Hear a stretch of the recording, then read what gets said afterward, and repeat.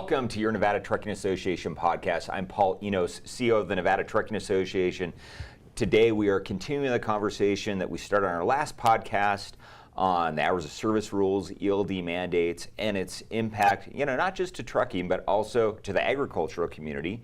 And here today, we're continuing our conversation with our FMCSA administrator here in Nevada, one of our partners in safety, Bill Bensmiller, but then also very fortunate to have one of my colleagues down at the Nevada legislature, somebody who I've worked with in various capacities over the last couple of decades. That is Doug Busselman, who is the Executive Vice President of the Nevada Farm Bureau. Doug, thank you very much for being here today. And Bill, thanks for staying with us. Thanks for having us. Thank you. So, Doug, let's talk about some of the issues that your members have had with the ELD mandate and with the hours of service. And then, Bill, what FMCSA has done to address some of those problems.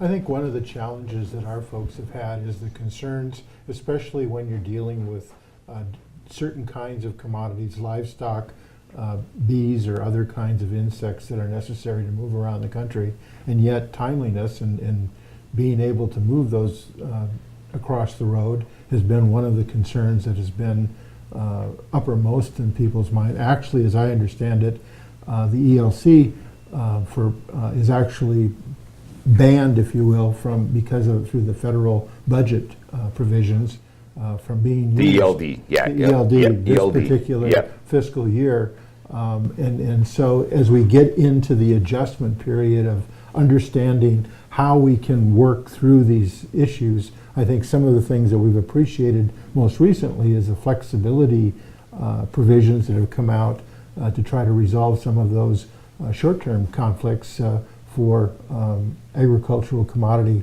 producers, and as they haul, or not they themselves haul, but their vendors haul in different areas of the country.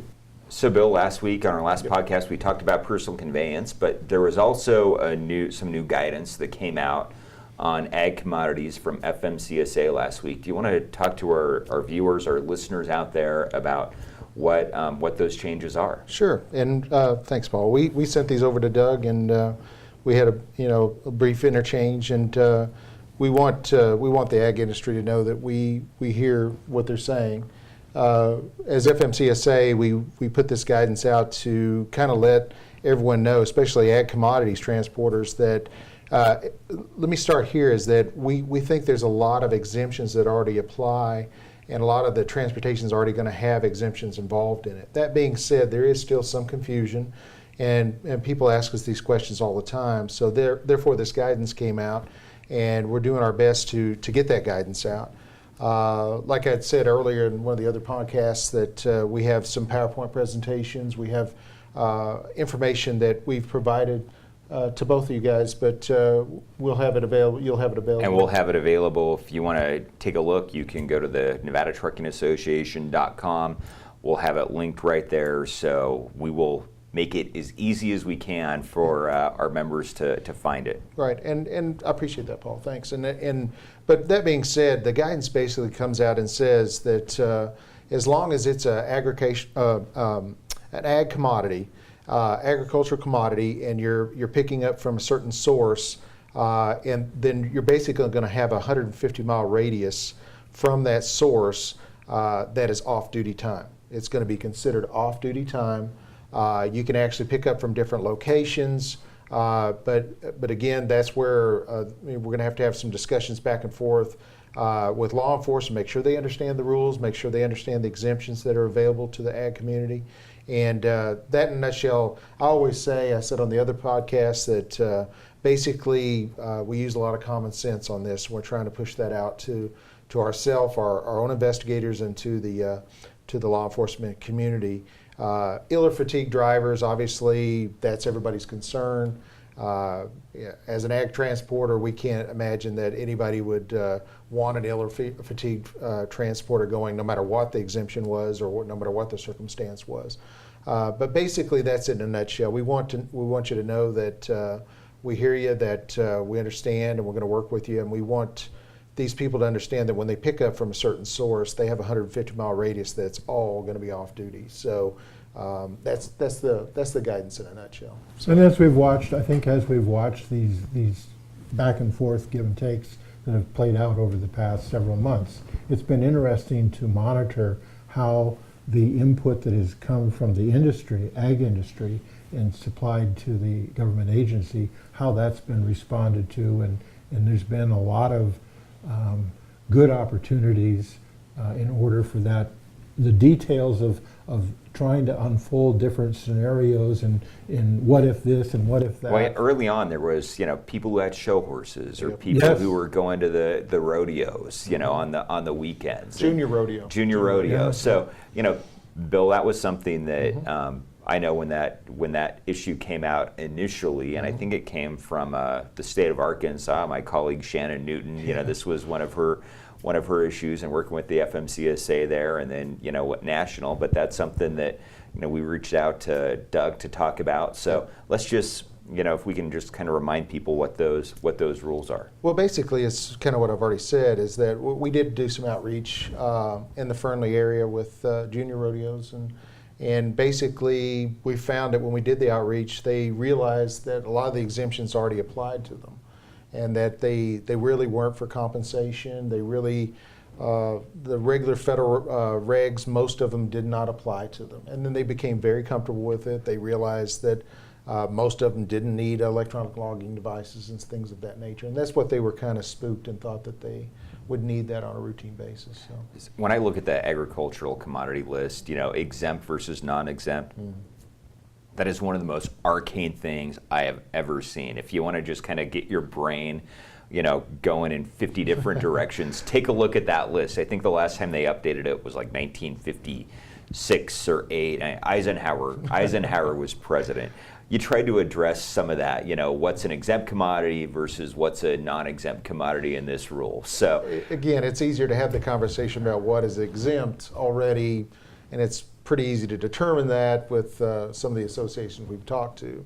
But when you get into different categories, I can see some of the confusion. But most people we talk to, they realize that there's an exemption.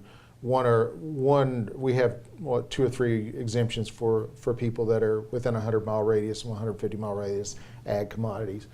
And most of the time, a lot of these people fall into those. So once they figure that out, they're pretty comfortable, and then they'll chit-chat with us, and they realize it's not going to be a huge issue for them. So. But then you're also looking at a lot of our members are hauling their own commodities with their own equipment in our non-commercial.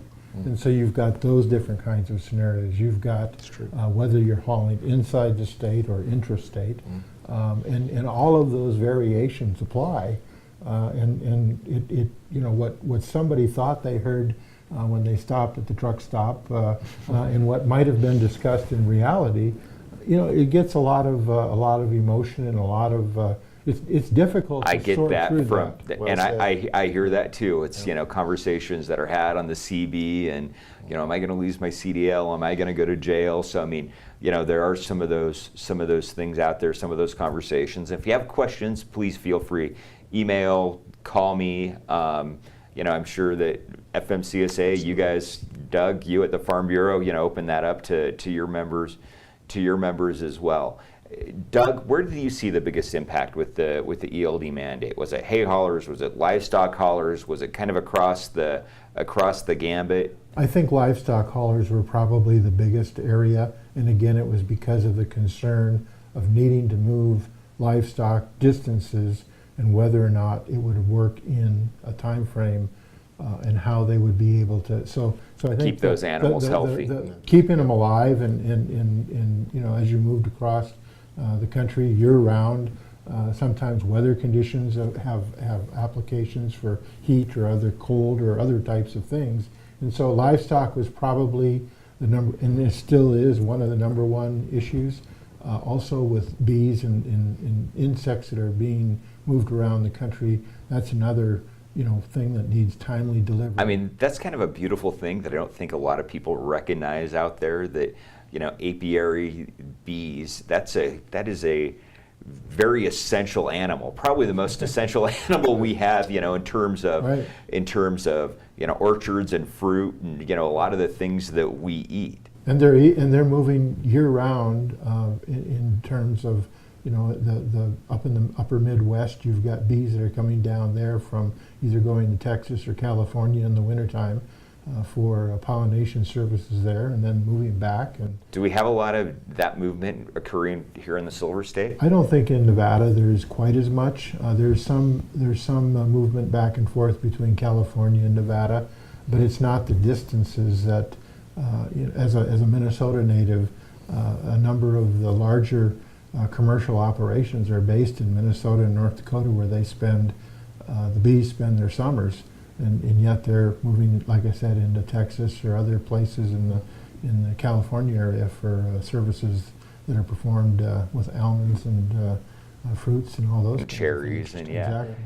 Doug, one of the issues you and I have worked on together was, the triple trailer bill a number of years ago, and that's, we've worked on baled hay and straw, and, hay is a big commodity here in Nevada in terms of what we grow. And what we ship. And because all of what we produce has to be moved. And it's amazing, how great Nevada hay is. It's got this reputation around the world, of being this, a great place, high protein. When you look at your membership, what are they moving? Is it just run the gambit, or is there something that Nevada does specialize in, besides hay and cows? Well, Nevada agriculture, of course, does move a lot of hay, providing feed for not just California dairies, but even within the state, internationally. They're moving hay everywhere. I think there's milk, although most of the milk now is coming into Nevada, going into Fallon for the new processing facility that's there, and then it's being used for export across the country. So there's movement of milk that way, both in fluid and dry milk forms. So there's a lot of agriculture, especially in remote areas like we have, has to move commodities both in and input products back into their operations. So we're very reliant on transportation and truck transportation primarily. Well, hey, great partners, and really appreciate everything your members do to keep my plate full, my literal plate full. And really appreciate working together. And Bill, really appreciate you too. Hey, if people have questions, is there an email, a Twitter where they can find you? I'm easy to find. Government employees are easy to find. So you can find me down in Carson City. I'm easy to look up online, and happy to answer any questions that people have. We're going to put out some additional guidance resources and probably some diagrams and things like that, Doug, that hopefully will help some of these people that have questions. So you can be anticipating some of that coming in the future as well. So fantastic. Doug, how about you? How can folks reach out to you? Well, as I've gotten older, and I've gotten a lot older, the email has gotten a lot simpler. My email now is just doug@nvfb.org. All right, I think I have to change that. I think I still have D-Bus, which I kind of love. You sound like a running back. Yeah. So Twitter feed? No, I don't tweet. You don't tweet. All right. And if you want to contact me, pje@nevadatrucking.com or pje_NVTrucks on Twitter. That's how you can find me. Hey, want to thank you guys again for coming and doing this. Thank our viewers and listeners out there. If you have suggestions on what you like to hear about, how we can change this up, make it better for you, please feel free to reach out, let me know. Thank you for watching and listening. Safe travels.